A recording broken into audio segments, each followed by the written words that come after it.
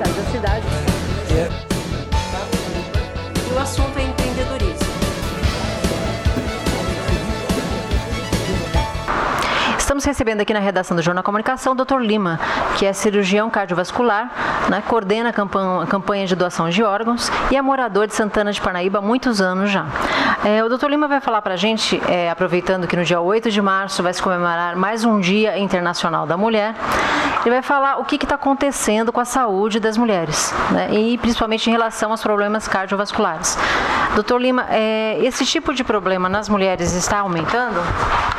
Está, Fátima. As doenças cardiovasculares, se nós formos considerar até 20, 30 anos atrás, elas eram muito mais frequentes nos homens que nas mulheres. Nós tínhamos mais ou menos uma proporção de 5 a 6 homens para cada mulher.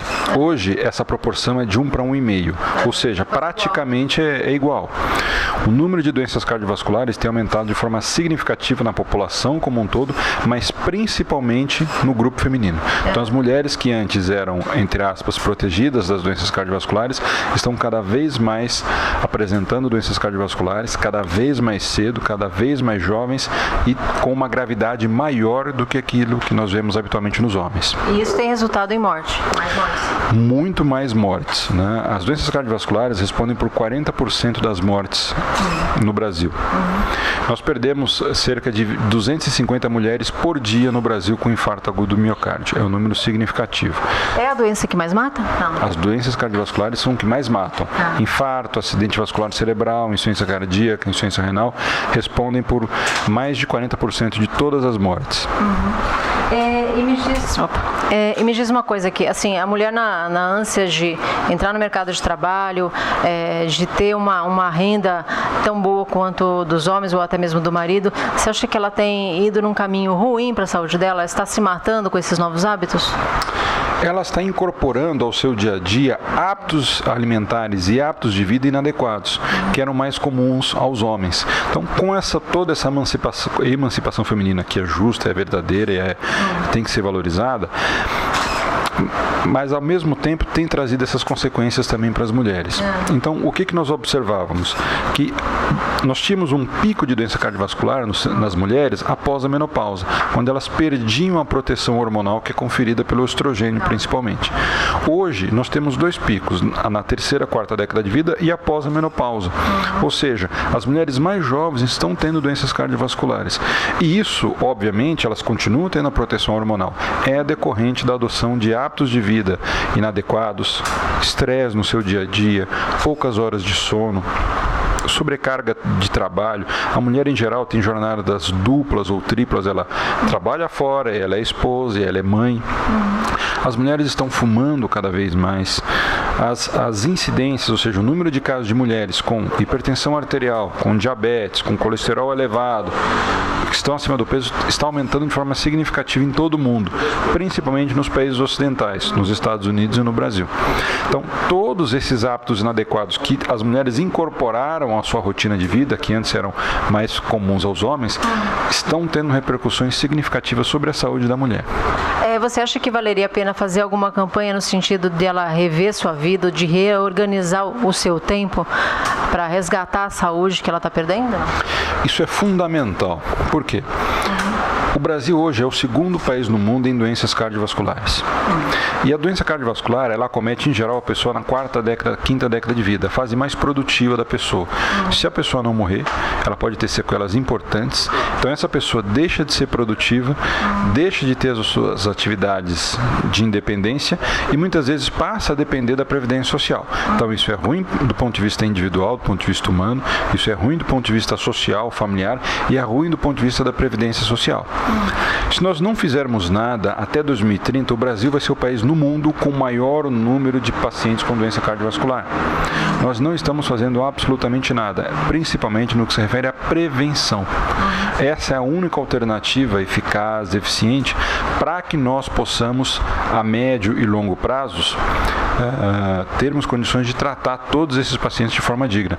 Nós não vamos ter dinheiro para tratar dignamente essas pessoas em 15, 20 anos. Mas assim, eu sei que você faz uma campanha de doação de órgãos, né? Que nem assim, tem outubro, né? Se não me engano? Setembro. Isso, setembro. em setembro você faz toda uma campanha junto com você coordena uma campanha, na verdade são várias pessoas, né, para doação de órgãos. Valeria a pena fazer uma campanha também no sentido de alertar a mulher para a armadilha que ela está entrando, ou você acha que isso pode ficar a cargo de outras entidades, de outras instituições? Não, isso tem que ser uma política pública de saúde. Isso tem que ser estabelecido pelos governos municipais, os governos estaduais e com maior participação também do governo federal. Porque a mulher ela é mais madura do que o homem. Né? Independentemente da classe social, toda mulher sabe que ela tem que fazer prevenção para câncer de mama e prevenção para câncer de colo do útero.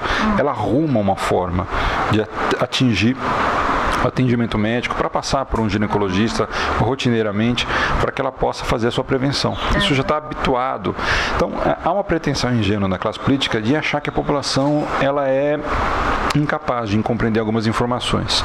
Incapaz é a classe política de entender que a população sabe sim quando é informada, ela não só ela adquire aquela informação, ela interpreta de forma correta e ela vai atrás dos seus direitos. Então, principalmente para a população feminina, se nós mostrarmos a armadilha, como você colocou muito bem, que elas estão entrando, rapidamente elas vão cobrar, elas vão exigir políticas públicas de prevenção de doenças cardiovasculares, como elas exigem para câncer de mama e exigem para colo do útero. Não se dá a importância devida para a prevenção de doença cardiovascular nas mulheres.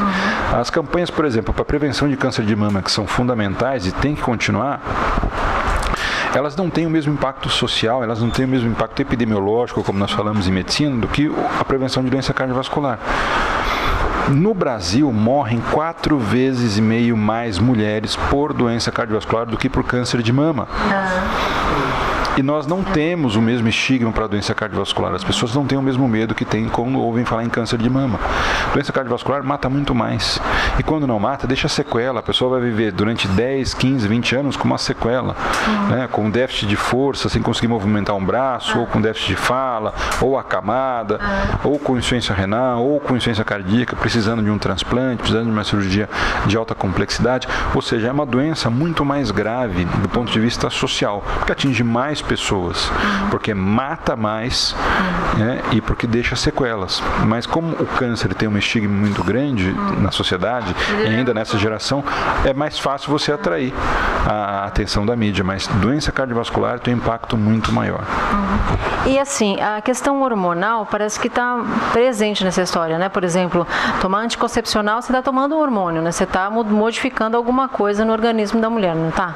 Isso, se ela fuma, tem algumas consequências, não tem? Como é que é isso? Essa associação ela é extremamente perigosa, principalmente se a mulher faz a associação do uso do anticoncepcional oral com o cigarro, sem um acompanhamento médico devido.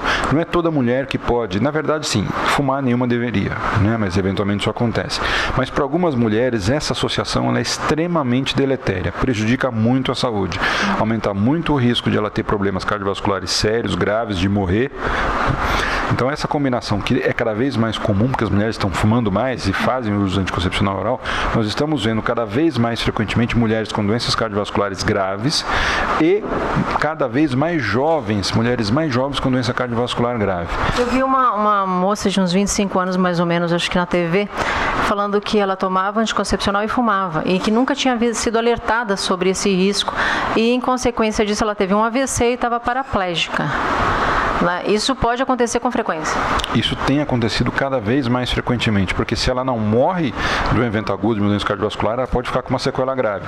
Uma mulher de 25 anos, jovem, em idade reprodutiva, começando a sua atividade de trabalho, começando a sua carreira profissional, com a sua vida absolutamente tolhida.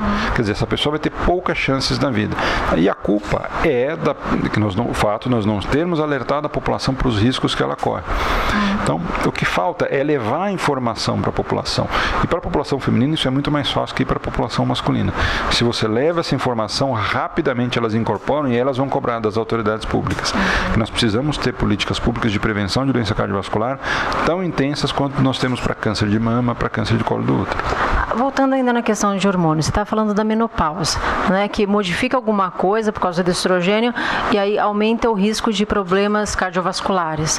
Né? É o hormônio de novo complicando a vida da mulher? Não. É o hormônio de novo. O estrogênio ele tem um efeito protetor sobre o sistema cardiovascular.